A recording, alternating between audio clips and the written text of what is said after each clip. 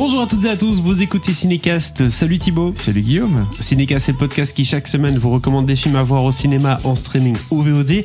Aujourd'hui, on va vous parler de Space Sweepers, un film de Jang Sung-hee disponible depuis le 5 février sur Netflix. Alors, ça parle de quoi Space Sweepers ? Ça parle d'un équipage, l'équipage du Victory en 2092, qui a réussi à récupérer une navette spatiale lors d'une chasse aux débris. Et dans cette navette, il y a une fillette de 7 ans et elle réalise assez rapidement que c'est un robot humain recherché par les gardes spatiaux. Donc grosse course-poursuite, en tout cas au programme de ce film. Alors faut-il voir Space Sweepers et pourquoi ? On vous dit ça juste après un extrait de la bande-annonce.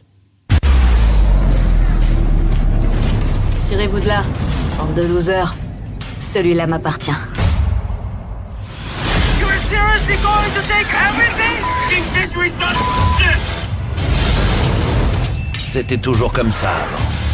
Pourquoi c'est toujours à moi qui demande de faire les trucs dangereux? L'antenne, dégage! Projected profit loss, $7,300. Alors Thibaut, tu as vu le film, est-ce que tu nous recommandes de le voir, oui ou non ? Évidemment. Évidemment, Bah attention, les grands spectacles coréens, c'est ton truc ça. Les films coréens, c'est mon truc de toute façon. Oui, c'est vrai que t'aimes bien les films coréens aussi de manière Parce que générale. c'est un bon pays de cinéma, ils font d'excellents films les Coréens. Il y a des belles trouvailles en effet. Et malheureusement, c'est un cinéma qui a un peu du mal à arriver dans nos contrées. En tout cas, à part les films de Hong Sang-soo, Park Chan-wook et parfois Kim Ji-woon, voilà. C'est souvent associé à un festival, souvent.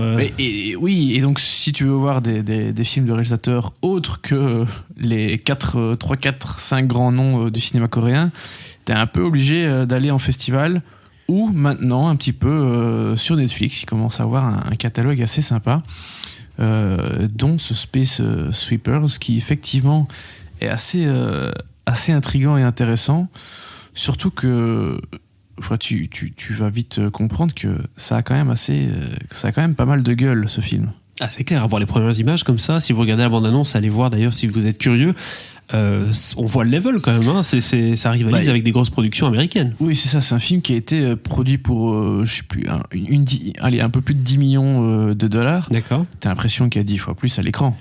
Oui, ils arrivent à maximiser le potentiel de 10 millions. Il y a que les Américains qui ont besoin d'autant d'argent pour faire ce genre de choses, parce que les autres, ils te font des trucs qui ont énormément de gueule visuellement, mais qui coûtent 10 fois moins, quoi. Non, les Canadiens, c'est pareil. Les Coréens, vrai. Voilà, ils te font des films qui t'as l'impression qu'il y a 100 millions à l'écran, et non, ils en ont 10. Non, mais c'est le catering qui coûte cher. C'est ça le problème aussi. C'est ça aussi. La nourriture. On en parlera très prochainement dans Cinécast. Donc voilà, gros film de science-fiction, grand spectacle coréen. Donc ça, c'est quand même un beau petit point. Autre chose, parce que moi, là, j'y connais rien du tout. Le casting, tu peux nous dire 2-3 mots là-dessus ? Oui, alors, on parlait de Kim Ji-woon et de Park Chan-wook. Il y a des comédiens qu'on a retrouvés dans certains de leurs films, comme Kim Tae-rae qui était dans Mademoiselle, qui jouait la servante dans le Mademoiselle de Park Chan-wook. Et on a aussi Jin Seong-kyu qui était notamment dans Le Bon, la Brute et Le Cinglé de Kim Ji-woon. Un grand habitué des films de grand n'importe quoi. Oui, en tout cas avec le titre. Et du coup, dans l'ensemble, ça c'est pour les 2 acteurs notamment coréens qui sont les plus connus, ou en tout cas qui ont joué dans des films les plus connus, mais on retrouve aussi Richard Armitage. Mais enfin, fait-il là ? Taurin dans Le Hobbit. Que fait-il là ? Écoute, il fait le chef d'une société qui a réussi à créer une espèce d'espace de vie dans l'espace. C'est un peu le bad guy, quoi, alors du coup. Souvent. Ouais. Souvent, oui. Ouais. C'est vrai qu'il a une tête un peu. C'est les gens qui ont un peu ces bonnes intentions. Il faut sauver l'humanité, mais surtout ceux qui ont de l'argent. D'accord. Parce qu'évidemment, en fait, c'est un peu comme Elysium d'une certaine façon. C'est le Jeff Bezos de 2092. C'est un peu ça. Donc voilà, c'est la petite touche occidentale du film. Oui, c'est ça, et c'est un méchant. Et c'est un méchant, évidemment. Mais voilà, donc sur le papier, casting assez sympa. C'est clair. Ça joue pas toujours super bien. On a parfois un peu après, il faut dire que parfois, en tant qu'occidentaux, on a parfois un peu du mal à juger la façon de jouer des comédiens étrangers. Chaque cinéma a un peu son style, quoi. Parce que voilà, déjà, ils ont leur style. Mais puis, quand tu parles pas la langue, tu captes pas toujours les petites subtilités. L'expression. Je vois bien ma collègue espagnole quand on voit parfois certains courts-métrages espagnols et que je trouve parfois certaines choses sont bien, elle me dit ouais mais là il joue vraiment pas bien. Parfois oui, je le vois aussi, mais il y a des moments où tu te dis ah ouais, mais en fait Oui, ça je le vois pas spécialement parce que c'est pas ma langue, même si je parle quand même un peu, mais voilà. Avec les Asiatiques, on a un peu ça aussi. Donc, parfois ça passe pas super bien, mais dans l'ensemble, c'est plutôt pas mal.